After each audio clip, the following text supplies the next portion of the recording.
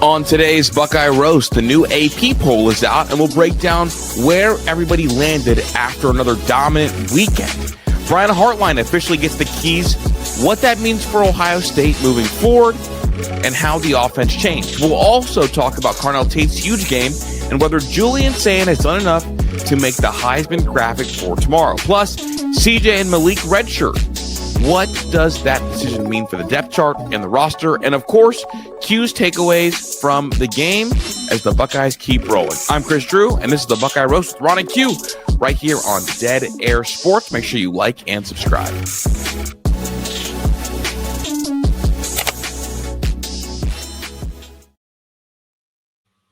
Good morning, good morning, good morning. We are back for another episode of the Buckeye Roast. It's your boy Ron James here with my guy QP Ski. Q, how you doing? Another good weekend, more good weather, and a Buckeye win. Can't really complain. How are you?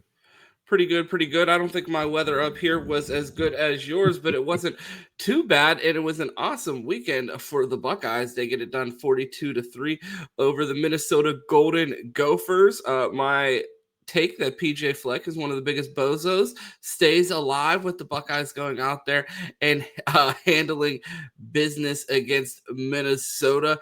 But we got some housekeeping around here, Q.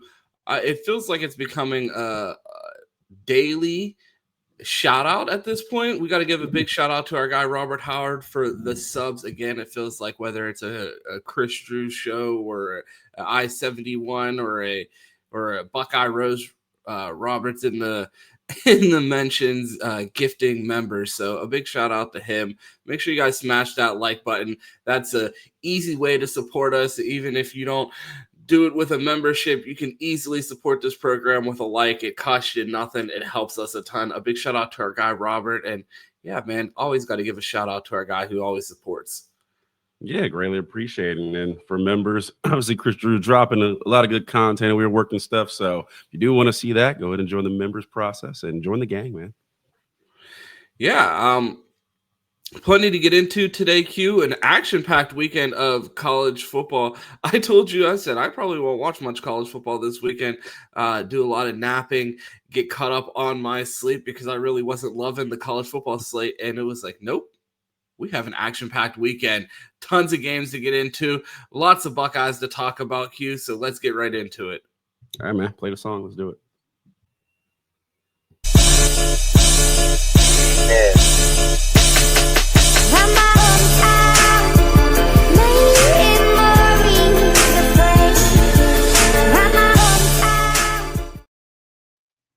Q, it feels like every week in the community I'm asking the same question. Did the Buckeyes do enough to stay at the top of the AP poll? And the answer continues to be yes. The Buckeyes come in at number 1 in the Week 7 AP poll. Q, are you surprised? I saw the individual votes and lots of U's in the first column. I was surprised, but the Buckeyes are able to maintain the number 1 spot. Yeah, I mean, not really surprising. I mean, again, another night game with some fireworks for Miami. So definitely they are rolling up steam as far as the voting goes. But I mean, Ohio State goes out. And again, you would have had to, I don't know, be in a close game with Minnesota or make it at least entertaining and maybe have ability to drop. Ohio State said, ain't going to be none of that this week. Out in the first quarter is showing you that we're trying to get done with this and go party. So they definitely handle business. Miami moves up to 2 and a little bit of shaking and moving with a notable team that would normally be in the top 10. I don't see them at all. Who is that? I think they played in California this weekend, something like that. Oh, the Penn State Nittany Lions. And it's so crazy that you bring up James Franklin because the only person that could potentially rival PJ Fleck for Bozo of the Year in the Big Ten is James Franklin. And for him, I saw someone make the joke on Twitter that everybody says that James Franklin always loses the big game, so he decided to go out and lose a not so big game. And he goes out and loses to an 0-4 UCLA team with a first-time head coach. UCLA coach is younger than me. Yeah. Man, I was talking with some guys the bar about the Penn State game. Man, that's a fireable offense. I understand, Oh no, it's starting, not. Not what a $56 million buyout is. It's not.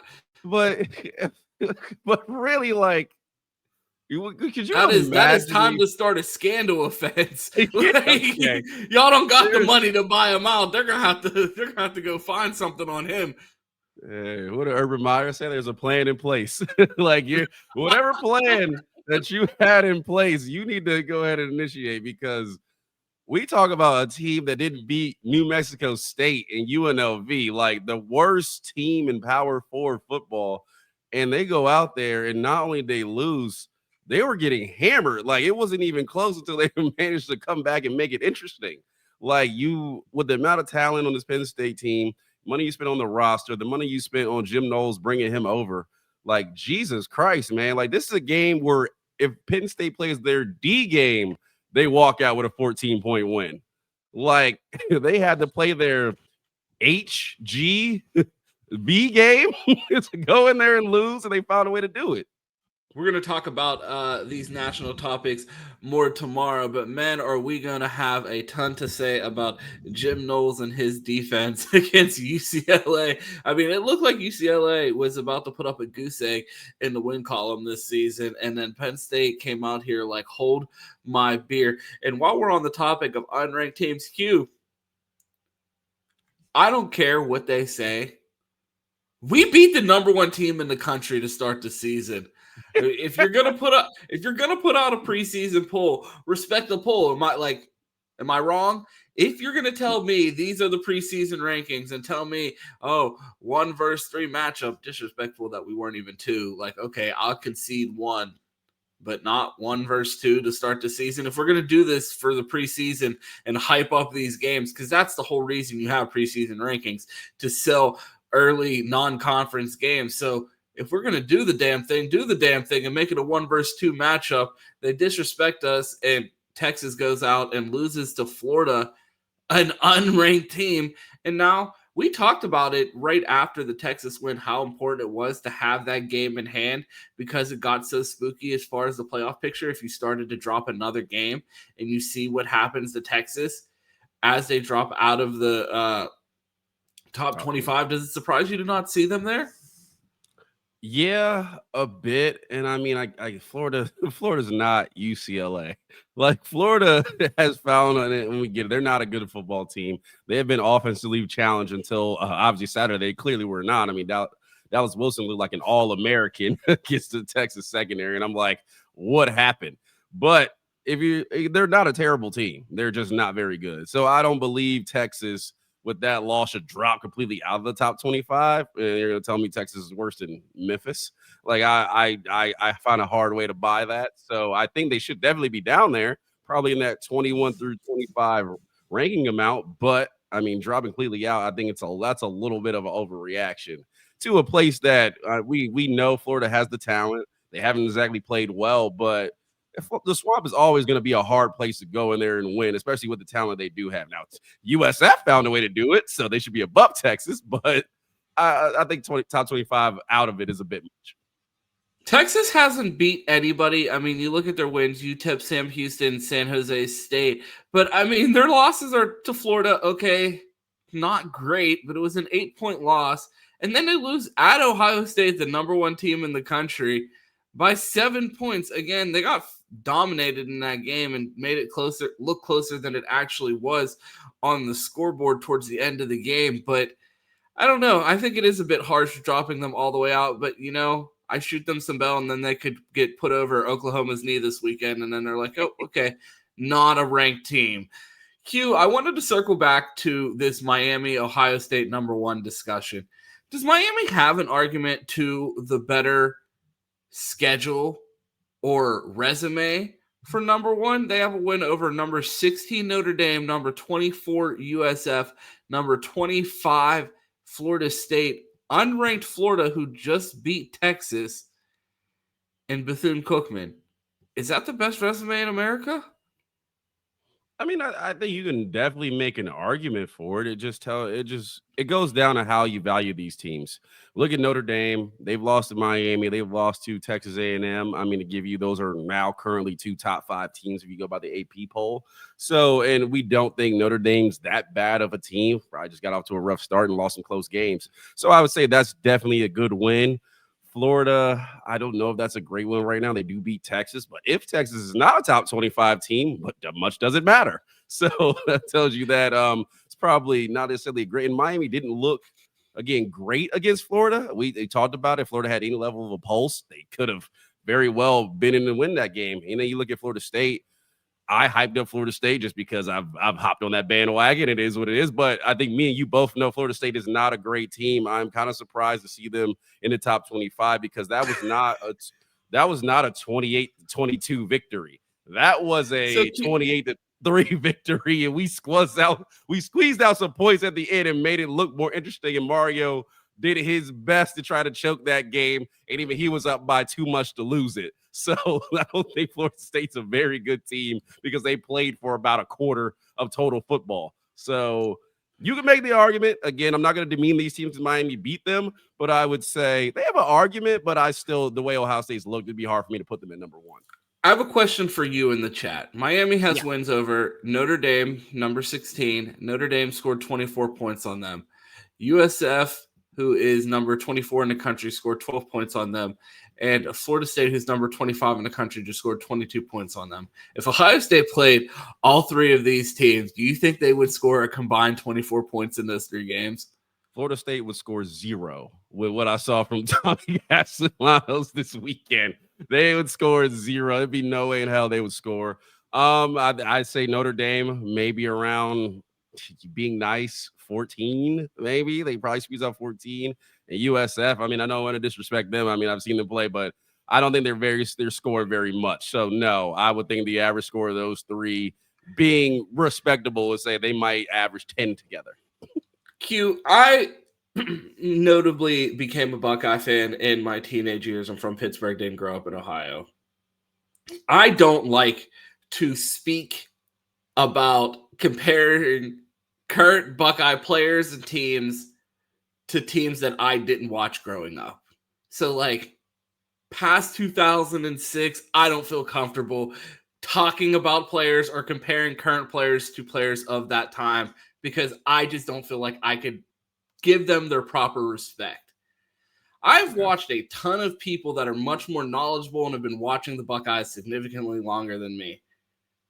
The defenses that I'm hearing them compare this Ohio State team to, I'm just like, okay, I'm seeing what I think I'm seeing. This is a freakish all-time type of defense we're watching right now, giving up 5 points a game. And I just see these other teams and I'm like, yeah, that's cool, but that's not us. Like, you're not where we're at yet. And I just, we've always had that conversation of when's that team going to sneak up in college football and show that they're that juggernaut. And I just feel like we're SpongeBob holding the Maniac poster, and we are the Maniac. Like, we're looking for that team out there to jump up and show that they're the most dominant team in college football. And I think it's Ohio State again. Yeah, I mean, you're not wrong. And people look at our schedule. I mean, Washington and Minnesota coming in were Washington was undefeated. Minnesota was a 1-loss team. I mean, Texas was hyped as the number 1 team in the country with all the weapons, and they were able to score points in Florida. So it's not like they got blanked. But I mean, you look at it and just this is what happens when you have the talent Ohio State has and you have a defensive coordinator, just like we've seen in past years, when they both have a good marriage. And you're like, damn, you just look across and you're like, what do I want to do? Do I want to attack the secondary? Well, really, no, because no one's open and I might throw a pick. Do I want to run against them? Maybe, but I'm looking at Kaylee McDonald in the middle, looking at Caden Curry and the no names as they've wanted to be called. And it's like, it's tough sledding in there, not only with the best linebacker core probably in America. So you just look around. There's no probably there. I mean, I'm waiting for, what did you say? I'm waiting for the Maniac to show up. But until then, it looks like the best linebacker core in America. So it's just like, yeah, you look at this defense and it's like, man, I don't see a team out there that I look at and I'm like, damn. Like I said, when I said last week, Ruben Bain is going to have to throw for 300 yards for me to be like, damn, we might have a chance to lose here. And I don't think that's going to happen. So it just, as of right now, and I'll say it as of right now, it's just hard for me to see a team scoring enough points for me to look on the other side of the ball and be like, yeah, Jeremiah Smith and Julian Sayin and Carnell Tate and Bo Jackson, those guys can't go outscore them. Like, it's just hard for me to see. So, again, this is the team we've waited for to be dominant and start to look sexy, and it's starting to roll for us. What three teams on this list do you think possess the best chance offensively against this Ohio State defense? I mean, you look at what Malachi Toney and Carson Beck are doing down there.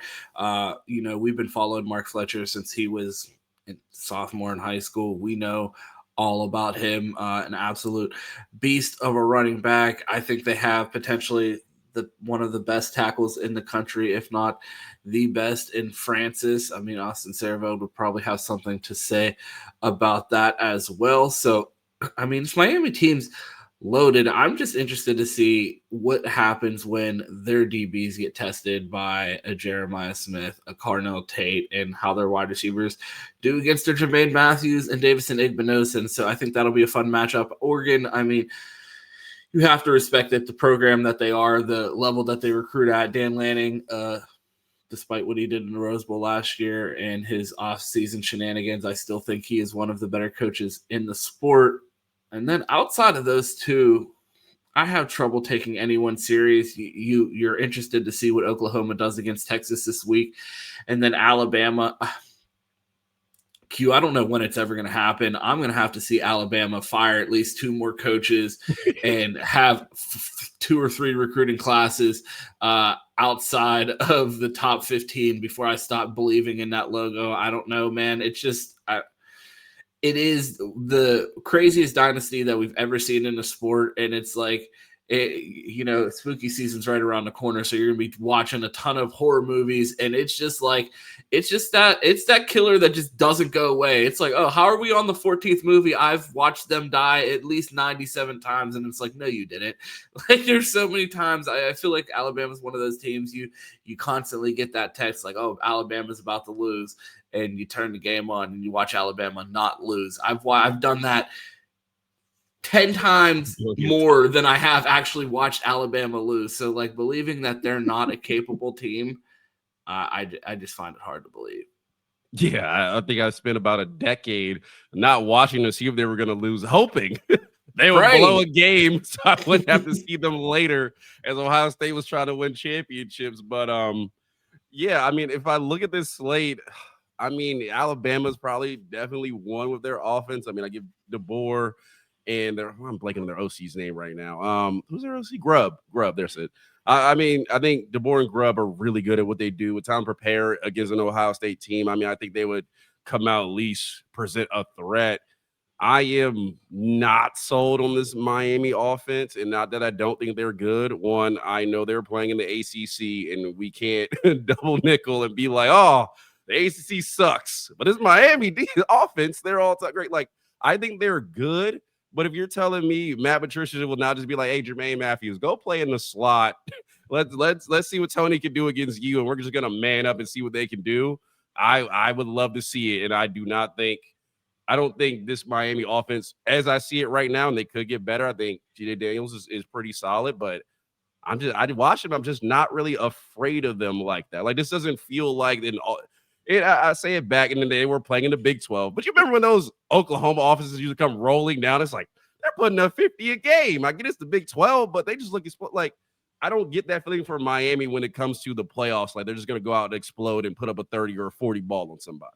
Maybe they are. Yeah. You might have a different opinion, but I just don't feel like that way right now. Oregon. No. Oh, go ahead. Sorry. No, I was going to say I agree with you there, but it just, the SFE homer in me just has so much trouble doubting. It's like, all right, yeah, I got 3 SFE wide receivers, but they also got 3 SFE wide receivers, and Malachi Toney's pretty good. I know he didn't play with SFE his last couple of years, but, we found out about Malik Tony as a 13-year-old playing for SFE. So that's a kid that uber talented, one of the most explosive freshmen in the country. Super cool to watch him ball out at Miami right now, but I don't know if we'd see it against this Ohio State offense. And it feels like, against this Ohio State defense, and it feels like Miami fans are really starting to feel themselves now that it went from like happy to be here to we won Ohio State. And it's like, all right. This is a little bit of a jump. Calm yourselves. I'm already with you. I think Malik Tony's a star. He looked, and Florida State defense could be great. They could be terrible. He looked like the best player on the field on Saturday, and every time he touched the ball, it was scary. Now I'm wondering how he keeps getting this wide open. I might need to watch a little more all 22 footage, but I'm just like, put somebody on that guy. But also, when Notre Dame did it, he was running by himself again. So he could just be that good, and he probably is somewhere in between just that good or on his way to that. I'd have to see it to believe it. Right now, if you made me pick two, probably Oregon and Alabama, I'd say they maybe in some trouble. I don't want to give Indiana that much credit yet, but we'll see, because the Iowa, they didn't put up enough points for me to start to fear them. So I would say those two would be the ones I would more so fear. What about you? I gave you my three main ones in the top 10, and then I look at the rest of the top 25, and I'm like, I can't take any of these other teams serious except for one. At number 15. I watch this team every week, and I'm like, they're just talented enough to fucking do it. Like, we've lost 4 straight, and I've probably been more confident in all 4 of those games than I am going into this season. And that's the trick. You know what I'm saying? Like, I don't know if I'm like reverse psychology. Reverse jinxing this. I don't know what I'm trying to do here, but like, this Michigan team is one of the more talent. Like, Justice Haynes is a freak running back. Like, he possesses game-breaking speed. Bryce Underwood, not the greatest thrower of the ball, not the most insane runner. But we did an entire episode on the anatomy of an upset of Ohio State. And what does it take, Hugh? NFL athleticism. That's it. Like, you get out on the field with NFL athleticism, it almost becomes a neutralizer. And especially in a rivalry game where anything could happen and the game can turn on a dime. I don't know how anyone could look at this Michigan team and say, yeah, we got this. Like, we are the best team in the country, but until the Buckeyes go out and prove that they can beat this team, I don't know why. I feel like this Michigan program, with the base level of talent that they've elevated to and where they stand in the college football landscape, I don't think this game is a gimme anytime soon. Yeah, it never is. And we talk about rivalry games is played in a parallel universe. Like, I think I've only feared Michigan in 2022. Of course, we lost that game, but the last 3 years I was like, all right, you have to show me. Well, they showed me. So it was one of those where it's like, all right, didn't see that coming. And right now, again, I look at it, I'm like, okay, unless these DBs have a Jim Knowles at Ohio State collapse where dudes just start running into each other, I feel comfortable in them stopping the run. But that's just the kind of shit that happens. Like, I say it to sound funny, but in a rivalry game, that's the kind of stuff that happens. You look at Florida State Miami this weekend. Miami is probably 35 points better than Florida State. I lied to you not, and they win by 6. Like, they almost find a way to give that game. Like, that's the kind of stuff we deal with in these rivalry games. So, and you see it, the Red River rivalry. So it's just one of those rivalry things where it's like, that's the Michael Myers team. They just don't go away. They're going to find a way to be in the game, and you're going to have to really kill them and put them down for it to not get scary. And it's hard to say it now, losing 4 straight, that it won't get scary no matter how good this Ohio State team is.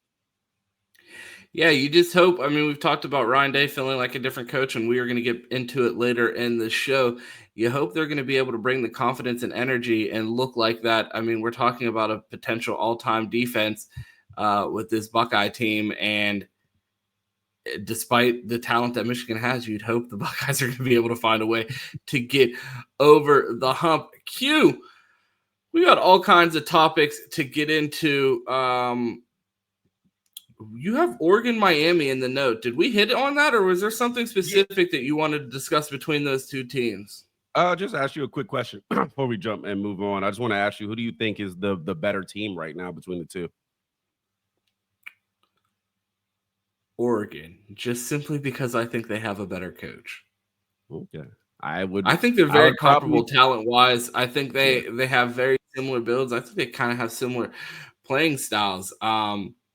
But yeah, I think I'm just giving it the coaching advantage to just because Mario be trying to he's like the P. Diddy coach, and like they're about to win, and he's like all up in the video trying to ruin it, like make it all about him. Like, we're about to win this, but I could blow it and make this whole thing about me.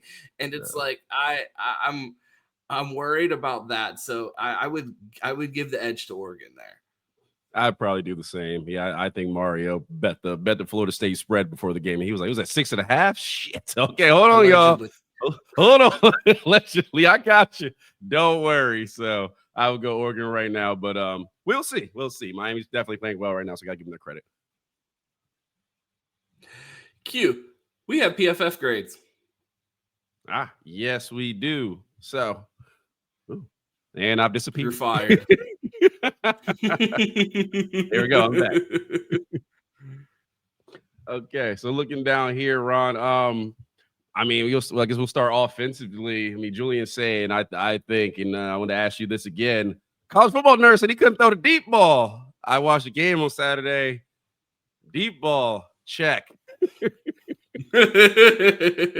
You watch him step into a throw and absolutely deliver a strike over the middle, multiple passes over 20 yards, definitely multiple over 20 air yards, 2 40-yard passes to Carnell Tate. It makes sense that you see both of those two at the top. Jeremiah Smith, obviously, in the top 5. Anyone jump out to you on this list? Yeah, I would say Max Clare being up there at number 3. I mean, we've talked about Max Clare. I think to most of the fan base, he's been a little underwhelming. Again, I thought he played pretty well Saturday. And if he's going to be in the top 5 of offensive players, I think that's a really good sign for Ohio State going forward because of the talent he has. And if I have 2, it's Brandon Ennis way down there at 27. I know he only got one target, one catch, 2 yards. Obviously not the production you want, but not much opportunity either. So I will say there. So I'm interested. I don't want to put my opinion out yet. We'll watch all 22 and get back to you on Mr. Ennis, but that's somebody I'll be watching to see if he actually was that bad. What about you? Yeah, I mean, that grade seems low. And I mean, if he performed that bad, I don't think they would have been giving him a special teams award for all the people that had all the criticism of Brandon Ennis, the punt returner. It feels like Brian Hartline, Ryan Day, the special teams coordinator, gave a double bird to all of the fan base doubting their decision of who to put back there by like, oh, you know what? You guys don't like Brandon Ennis returning punts? How about this? We're going to keep him back there where I'm going to throw a pass, and then we're going to give him an award after the game for it. Just to remind you how little we care what you guys think about how we should handle personnel around here. Yeah, I think they felt that way for a long time, even when it was warranted. Oh, man. But yeah, other than that, I mean, to see Julian Sayin at 91, extremely impressive. It leads us into a topic that we will get into a little bit later, but it seems like there was a change up in how the game was called. We'll talk about that in a few minutes. Q, I'm going to pivot to the defensive side of the ball. Wait, where's Bo Jackson? 10. Where's James Peoples at 8? Really excited to see James Peoples really get things rolling. I think I've been one of the more critical people publicly of James Peoples since early in the season. We've known that he possesses the athletic ability, just hasn't flashed. It was one of the things I was like, we've seen it in practice. We've seen it in spring games. We have not seen him put it on film in a real game. I think that is the best performance that we've ever seen from James Peoples in an Ohio State uniform. So to see him get rolling and knowing that that's a potential element that this Buckeye offense could have as a spell that like you know that you're not going to see a crazy drop-off when he comes in the game if Bo Jackson has to go out. And I think that would really elevate this offense if you could have a 1-2 punch in semi-dynamic backs, and those two plus the power back of CJ Donaldson could really elevate where this offense can go. Yeah, I agree with that wholeheartedly. A better game from him. I got a 30-plus yard run, so bingo card check from Friday. I predicted. I texted Ron, said, does that count? I know it was against the backups, but we'll take what we could get. One more shot before we get to the defense is Tegra. No, he's been up and down, and you would figure he'd probably be down there by Ennis and the Grays, but decent game on Saturday according to Pro Football Focus. It's good to see. Now, it's not that bright green that we see at the top, but it's that green-ish, so we'll take something it. Super interesting to keep an eye on. Look at those snaps. Josh Padilla, 12 run block snaps, slightly higher grade, a guy that we saw repping at right guard, traditionally our backup center. It seems like the leash is getting shorter and shorter for that right guard position. Ethan Onua and Josh Padilla all getting reps at that, as well as Tegra Shabola. I love the competition. All of these guys are high caliber players at Ohio State. And the fact that they're letting this position battle continue to go on into the season, you'd like to see it short up, but at the same time, I'm glad to see that they're not stopping at looking at any option to find the best 5 out there. So I love it. All right, let's look at the defense. On the defensive side of the ball, at number 1, Lorenzo Styles Jr. And he didn't do me any favors the prior week when I had my radio hit for ESPN Lima, and I said that Lorenzo Styles is the X factor to this defense and is while may not be the most talented, I think he's the most important piece to this defense because he adds so many dimensions to it, and he goes out there and puts out a performance like this. Cam was blowing up my phone after the punt return where Lorenzo didn't score the touchdown. He said, "You told me he's the fastest player on the team." I was like, "He is. He's just going too hard on defense. He was a little tired. He couldn't turn the burners all the way on." And then you look at his PFF grade, and he's putting in work out there on defense. 84.5. Yeah, he obviously balled out in the name that we've been looking for somebody. I've been calling out for a 3-tech, and Edric Houston alert comes in at number 4, graded at 76.6. So obviously I thought Edric Houston had one of his better games on Saturday. Again, we haven't seen all 22 yet. So definitely interested to look on there. But I thought he played pretty well next to Kaden McDonald in the squad. So if he can continue to raise his game, again, I said, if he can play like a draft pick, it don't have to be a high one. If he plays like and I get it, he's not draft eligible, but if he's playing like a 6-7 rounder right now, that's all we need.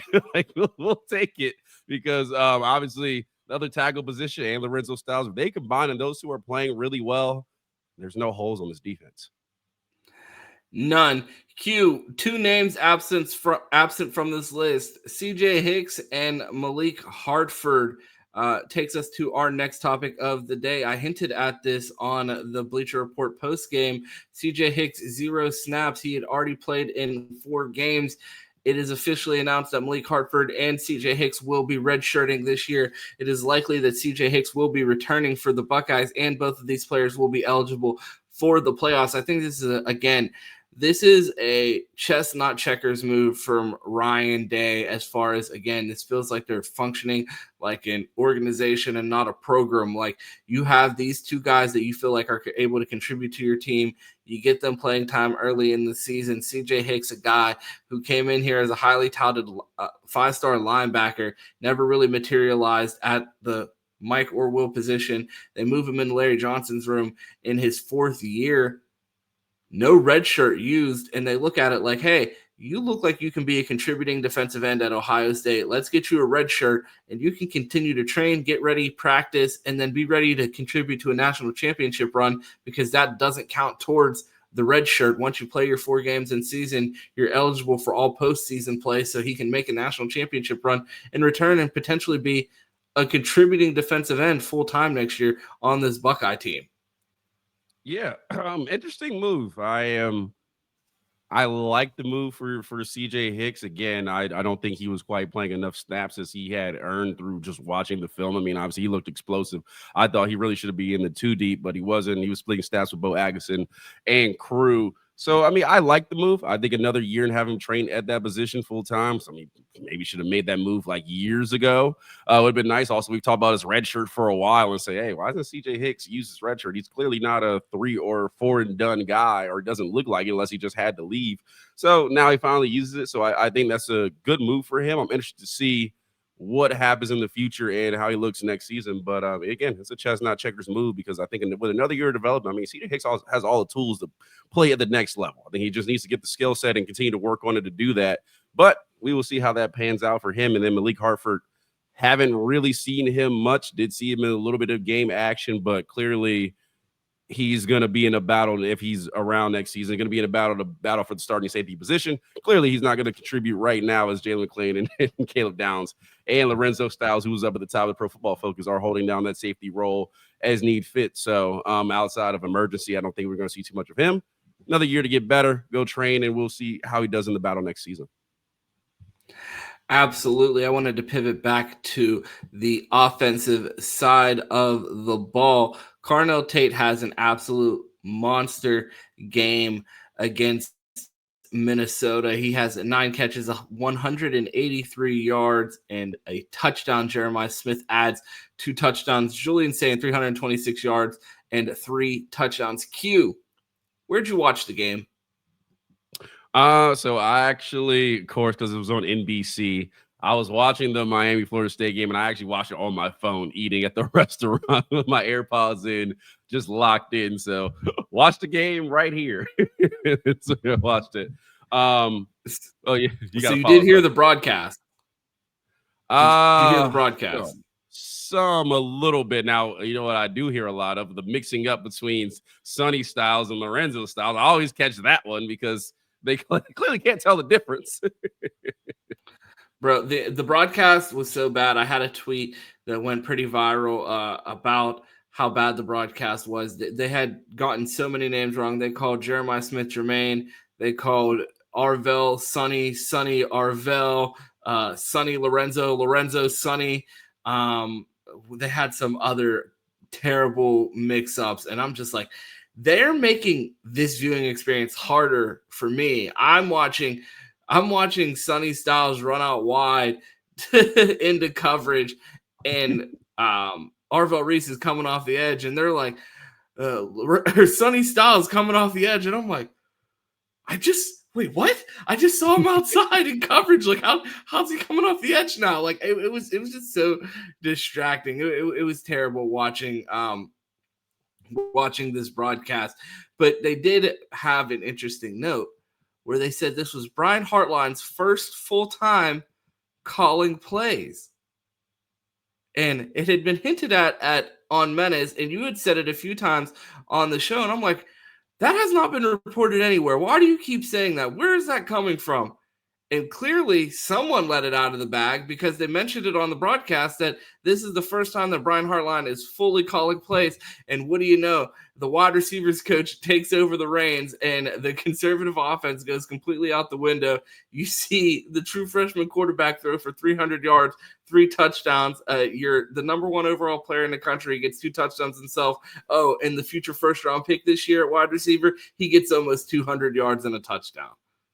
Yeah, I mean, it seemed like it.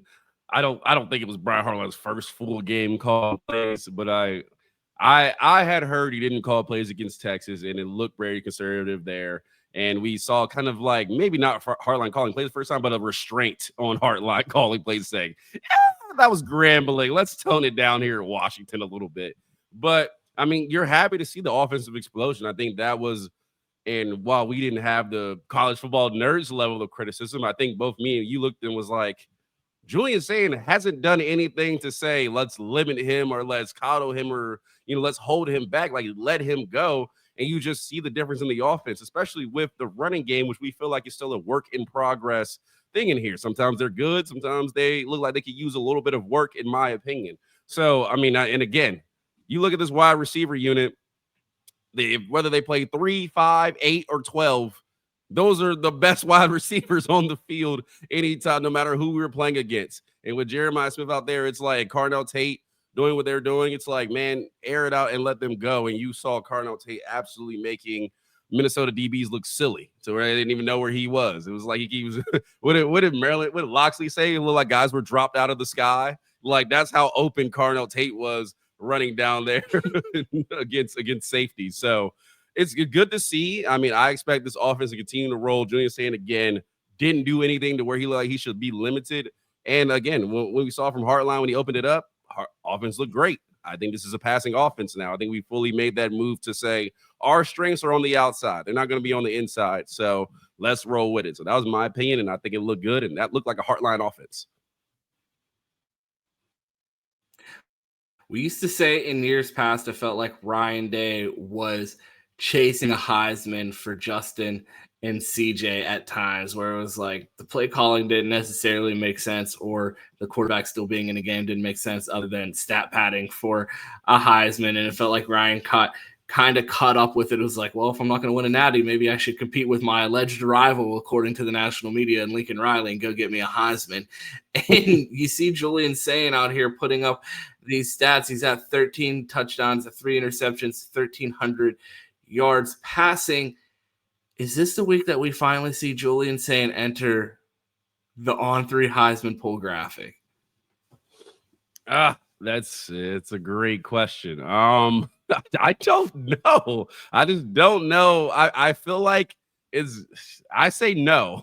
I think Julian Sayin has looked good all this time. I don't think this is enough to push him in. It's not like we beat Oregon. So I don't know if it's enough to push him in. I would say if he plays like this for another 2 weeks, we'll probably then see him slide in. But for now, probably not. Yeah, I mean, he has another opportunity at a ranked win here at Illinois, so it'll be interesting to see. Let us know in the comments, do you think that Julian Sayin will make the On3 Heisman poll graphic next week, given his performance? Q, what else did we have here? Oh, your general takeaways from the game. I mean, Chris and I did a post game on Bleacher Report. If you missed that, it's here on the channel, or you can catch it in the Bleacher Report team stream. Make sure you check that out.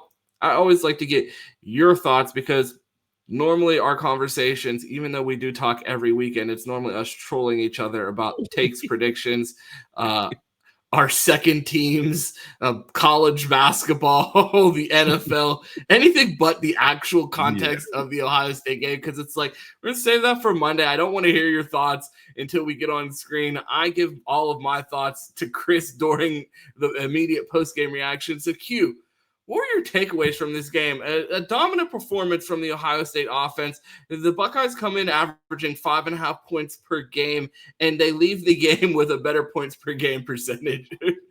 What were your thoughts coming out of that game, and just your general takeaways from this Buckeye performance? Just dominant, man. I mean, I think I just talked about the offense a bit, but that was exactly what I think the entire fan base wanted to see. They want to see an offensive explosion come out. I think we talked about Minnesota, and we said we talked about Minnesota again. We said their pace of play, especially in the first half, I think Ohio State was averaging 9 points in the first half. We're like, the schedule hasn't been that hard. I guess we played Texas, but the schedule hasn't been that hard to only average 9 points. Well, you brought up pace of play. The Buckeyes actually came in 2 plays short of their average coming into this week. We're averaging 60 plays a game, and the Buckeyes were like, you know what? We'll put up 42 and 48 plays. It felt like the explosivity was back in Columbus with the way they were playing. Obviously, put up points. 58 plays. 58. Okay. Put up a lot of points in the first half, which we were expecting to, and they almost probably should have had 28 if they didn't call timeout, and obviously ruin that with a run to the outside with Lincoln. I mean, I thought the team looked dominant again. Started on the defense side of the ball. Matt Patricia again just shows you how dominant his defense is. Minnesota comes out first drive, and it's like, oh, okay. I didn't expect to see that coming. Drive down the field, kick a field goal, and Matt P pulled out the pencil and said, "Wrote probably enough of that." And we didn't see that. So, yeah, I mean, just completely dominant. I struggle to find weaknesses in his defense. We talk about players at this point being average as a weakness, because everybody looks just so good out there that he's got to nitpick something. I think this defense is completely dominant. I mean, this performance is what you kind of grown accustomed to with Ryan Day while answering some questions. Ryan Day's teams don't sleepwalk into games. We've known that. They may start slow sometimes, but we've never had those urban where it's like, the hell did this come from? I mean, we've rarely had that under Ryan Day. Maybe the Nebraska game a couple years ago, but you can name them maybe on 3 fingers. I think this team said, we're at home. It's a Big Ten game. Let's get it to our playmakers. Let's silence this early. The defense, again, just strangleholds, and PJ Fleck over there just dying to get a call. Like anything to get this offensive going. And Ohio State wasn't having it. I know they missed a field goal later, but just really give it up nothing. So I'd say pretty much if you had questions nationally, which we've talked about the media criticism, I think, again, it's another week where they're all answered. You know, a lot of people are not going to respect Minnesota. I understand that. I think you called PJ Fleck a bozo 16 times this week. So we don't really expect Minnesota like that. But if you're going to come out and play a team like Minnesota, this is the type of win you want to have, and it leaves very little criticism for us probably until we watch it all 22 and maybe nitpick a couple things. I thought this team's absolutely dominant. And, again, I think this is the best team in the country by a lap. I won't say a mile, but I think we're a lap ahead of everyone else right now. And I'm waiting for that team to jump out and say they threaten us. But I look at Miami, I look at Oregon, Texas A&M, Oklahoma, Michigan. I'm just like, I think this team is just playing at another level right now, despite the competition. You can't do much more than a 42-3 win. Yeah, I mean, it doesn't get much better than that. You come in averaging 5.5 points per game, giving up, and you leave the game with 3 and improve that. So all around great performance, not much to complain about, unless you are a complete psycho. And the head coach field goal is important to figure out how do you have that mentality, yet when you keep winning, it's easy to take the problems and the issues and just say, it's not a problem. Like, I'll just say it, like Bo Jackson reaches the ball out on second down. That's a problem. We should not be reaching the ball out. That's going to be a fumble down the road. I'm just going to call it out for what it is. Like, that's an issue. And if the ball is fumbled, then we're in a different situation right now. And so we have to recognize the things that we need to get better at. The 3rd and 2, Lincoln should have been in the A gap. He bounced it. Like that's going to lose us a game if we don't recognize how important those things are. I love those guys, but we got to get them fixed. And really, that goes to the coaches. So we got to get that straightened out. We got to practice it better. We got to drill it better. We got to hold them accountable.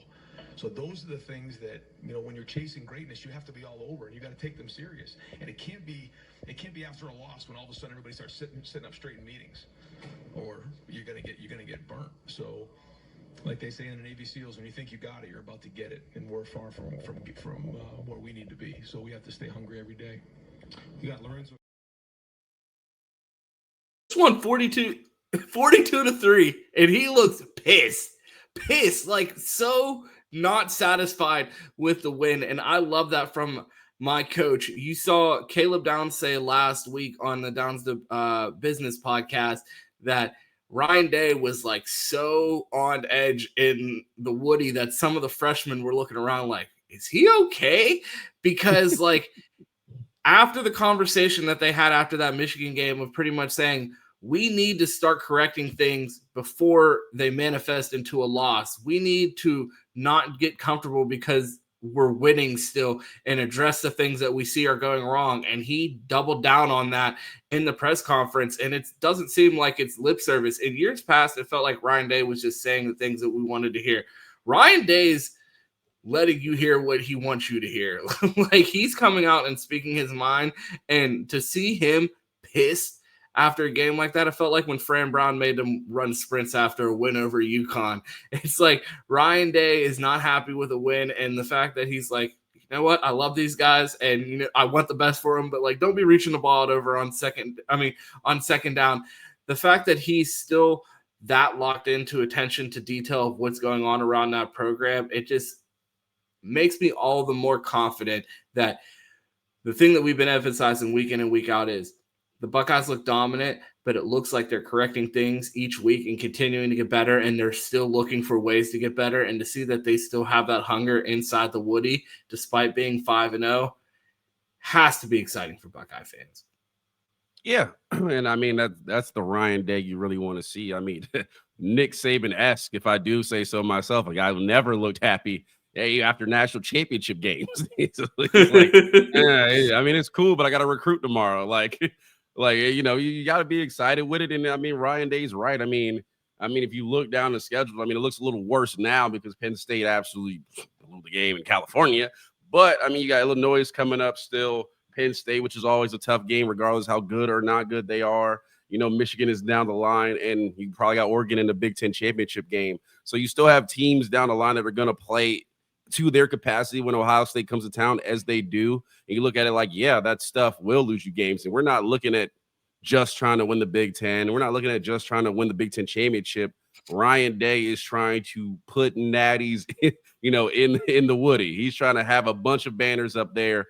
And while that may not cost you against Minnesota because you're just that much better, it could cost you against, I don't know, Oklahoma, Texas A&M, Oregon, insert team here. So little stuff like that will do it, and that stuff flips games. I mean, we talked about the fumble from Brandon Ennis last week and how much that game probably could go 17 points in the first half, turns into 7 points in the first half because it flipped momentum and it cost you time. So, I mean, that's what you want to see from a coach, and we talked about it. Ryan Day, soft program. The guys ain't tough. No swag university. We've had all the names. My favorite Weenie Hut juniors. It looks like we're at Weenie Hut seniors right now, and they're definitely stepping up and really putting. No, we're at the salty spittoon at this point, man. Good. That's a good shout right there. So we'll say this is what you want to see from the coach. And if anybody has any questions of how seriously he takes his program, what direction he wants to go in Ron's term of organization, that sounds like an organization. My boss. Yeah, we got the price right. You know what I'm saying? Things are good, but it could have been better. Could have been better. Q, I don't know how much better this episode could get. We completely recapped the show and had a Salty Spittoon reference. I think we've checked all boxes today, Q, so I'm good with wrapping the show. We ask you all around here to do us a simple favor, and that's like the show. It costs you nothing. It helps us a ton. I mean, we normally have about 50% of the people that watch this show are subscribed to this channel. If you're not subscribed, make sure you subscribe. Hit that notification bell so you never miss a show. We have officially, despite what the banner says, moved the show to 10 a.m. I've said multiple times I'm going to get that edited. I need to get that updated, but we are officially at 10 a.m. Monday through Friday here for the Buckeye Roast. Please smash that like button. It helps us a ton. Q, let the people know where they can find you. Well, I appreciate everybody watching. Like Ron said, make sure you like that video and hit those comments. We love interacting with you. And don't forget, in the community, Ron is posting a bunch in there. I'm about to actually go in there myself and check out and see what's going on and interact with some people if you're in there. So make sure you do that. Don't forget, shows at 10 a.m. I'm going to have Ron just put the dash with 8 to 10. It covers our tracks. So sometime. So make sure it's 10 a.m. And again, tell a friend. If you're watching the show, you like what you're seeing, make sure you tell a friend and get them in here too. And the more the merrier. I'm City Boy Quentin on Twitter, Flying at Johnson on Instagram, and right here Monday through Friday at Dead Air Sports on the Buckeye Roast. My guy Ron. Ron, where can they find you at? Find me here Monday through Friday at 10 a.m. here for the Buckeye Roast. Oh, yeah. Also, our Friday show, live show, is going to be members only at 8 a.m. And then we'll debut to the public at 10. So for non-members, the show will still continue to be at 10 on Friday. So we are going to be consistently, the show is going to be at 10 every day of the week, regardless if we're live on Friday. The Friday Lives is going to be members only, and then the official show will come out at 10. So make sure you join the members if you want to be a part of that live stream. If not, just support with a like, and we will catch you at 10 on Fridays. You can also catch me on the timeline at 2Ts. It's 2_TEES. You can also catch me in the Bleacher Report out for post games with Chris Drew. I think that's all we have. Q, anything else before we get out of here? Appreciate y'all. Appreciate Robert again for the subs. They appreciate you throwing, the membership, throwing those. That helps a lot. And again, can't wait to talk with y'all soon.